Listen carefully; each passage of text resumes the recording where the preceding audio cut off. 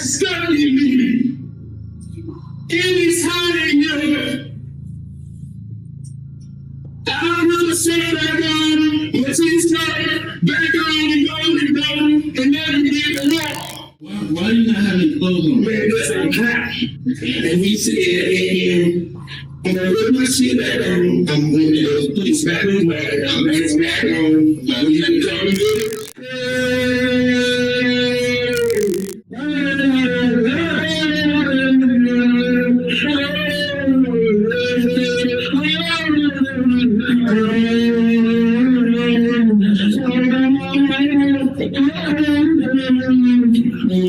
مردی که چند لحظه پیش توی اتاق بازجویی تشنج کرده بود و داشت جون میداد اسمش هارولد لیستره. اتفاقی که برای این مرد تو اتاق بازجویی افتاد باعث وضع یه سری قوانین تو پروتکل پلیس بعد از دستگیری و توی اتاق بازجویی شد.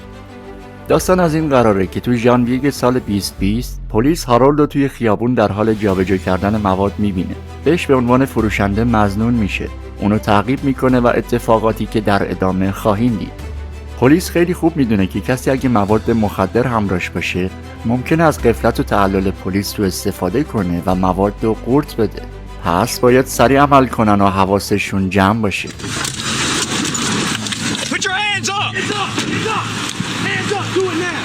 My man just got out. We had some weed. That's all. Hands up! Hands your head! What the dog for you? Put your hands up right now. Keep them up. Keep your hands up right now. Don't eat it. He's eating it. هارولد همون ابتدای دستگیری گفت من فقط یکم وید دارم، اما از توی بغلدری ماشین مقدار قابل توجهی سنگ کوکائین پیدا کردن. بنابراین اگر بگردن ممکنه مواد بیشتری در کار باشه و باید بگم که بود. اما تو همون گیرودار دستگیری هارولد اونو قورت داد و این میتونه بسیار خطرناک باشه. دقیقاً معلوم نیست که اون با خودش چی فکر کرده بود، اما به نظر من اون قسمت از موادی که هارولد قورت داده مثل همین کوکائینی که تو دوربینای پلیس دیدیم توی پلاستیک بسته‌بندی یا به اصطلاح خود خلافکارا آببندی بود و قرار بود که چند ساعت بعد از طریق مدفوع همونطوری بدون تغییر از بدنش خارج بشه. اما پلیس با این که حدس زده بود که هارولد مقداری از مواد رو خورده و اینو توی تصاویر ضبط شده هنگام دستگیری از زبون یکی از افسرا میشنویم، به جای این که هارولد رو به بیمارستان منتقل کنن دستگیرش کردن و به اتاق بازجویی بردن، جایی که زمان زیادی شاهد رنج کشیدن هارولد خواهیم بود.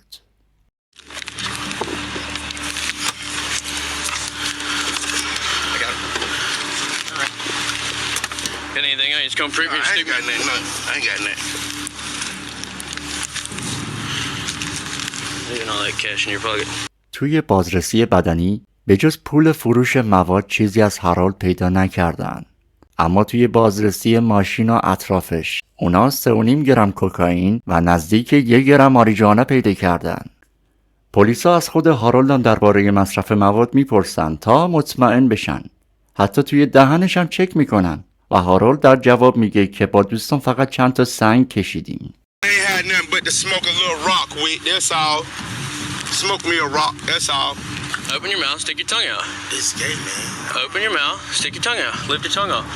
Keep your mouth open. I don't got nothing in my mouth. That's what I'm توی مسیر کلانتری ظاهرا پلاستیک مواد سوراخ بوده و مواد تو معده هارولد شروع به هضم شدن کرده. اینا از مقایسه حالت بدن هارولد در زمان دستگیری و زمانی که به اداره پلیس میرسن میشه تا حدودی متوجه شد.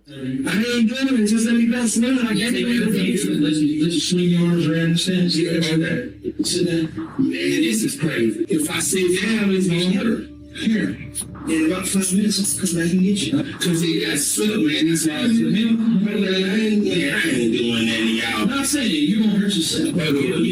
I can take my shirt off. Yes, let me take a look at the guys. That much different, man. Especially your earrings, tongue ring, or your down, you got no tongue ring. علائم مصرف مواد و مسمومیت از اینجا به بعد به صورت آشکار یکی یکی در حال نمود هستند. تکلم زیاد، رفتار آشفته و کاهش سطح هوشیاری کاملا تو رفتار هارولد داره رفته بیشتر میشه. اون چند دقیقه است که یه بند داره فک میزنه. بخشی از گفتارش کاملا بی ربط و نامفهومن. رو پاهاش بند نیست و مثل آدمای کلافه به نظر میاد. خیلی عجیبه که اینجا افسر پلیس از فاصله 30 سانتی متری نه از روی مردمک چشمش، نه از روی رفتار آشفتش و نه از گفتار پرت و پلاش متوجه این تغییرات نشد. Say that young bad things you dream on, cause I ain't have no license. All that bad stuff you know is me driving. The motherfucking car. متاسفانه نه تنها این افسر که هارولد به اتاق بازجویی آورد، بلکه افسرایی که اون بیرون باید دوربینای اتاق بازجویی رو مانیتور کنن هم حواسشون به این تغییرات نیست. با مقایسه این 4 تصویر از لحظه ورود هارولد به اتاق بازجویی تا لحظه تشنج که زمان کافی برای توجه بود، میتونیم تغییرات تو رفتار هارولد رو به وضوح مشاهده کنیم.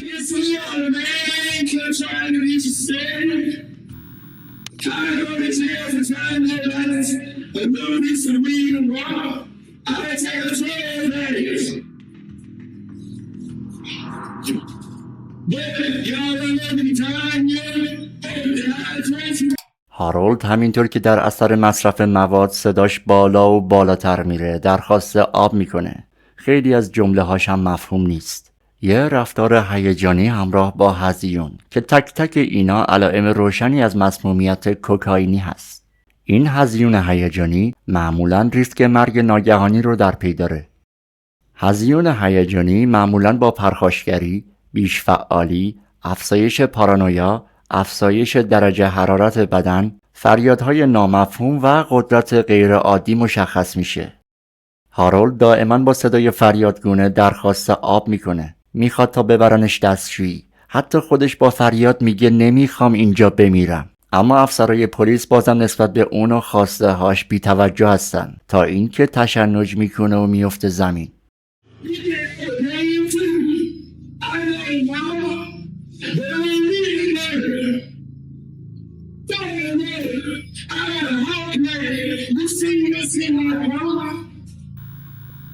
And my pieces got stuck in me.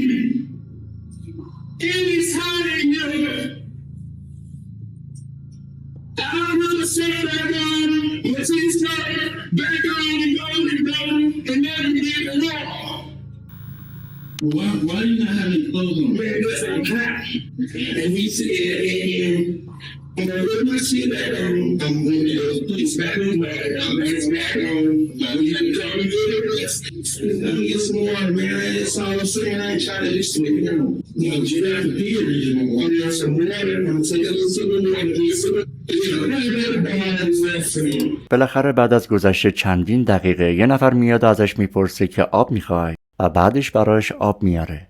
اما از اونجا که حس کرده که رفتار هارولد کمی عجیب غریبه بهش نزدیک نمیشه. اون از همون راه دور با ترس و لرز لیوان آبو به هارولد میده و میره.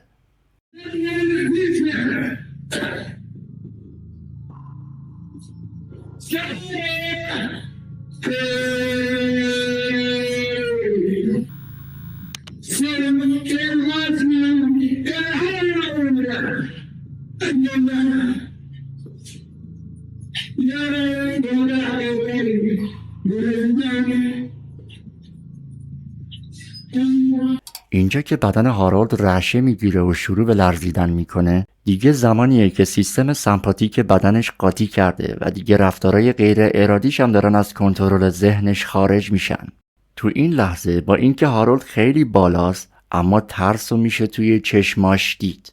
خودش فهمیده که یک چیزایی درست نیست.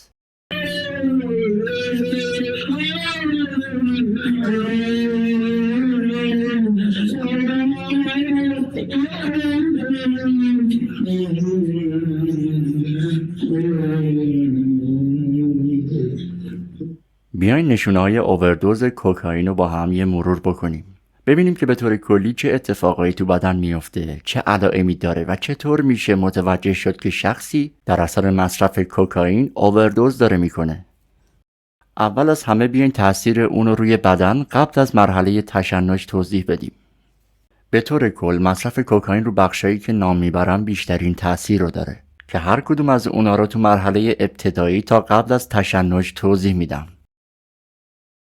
فاز اولیه یعنی چند دقیقه اول مصرف، تحریک بیش از حد سیستم عصبی سمپاتیک، افزایش شدید ضربان قلب و فشار خون، گشاد شدن مردمک‌ها، افزایش دمای بدن، حالت تهوع، استفراغ و سرگیجه.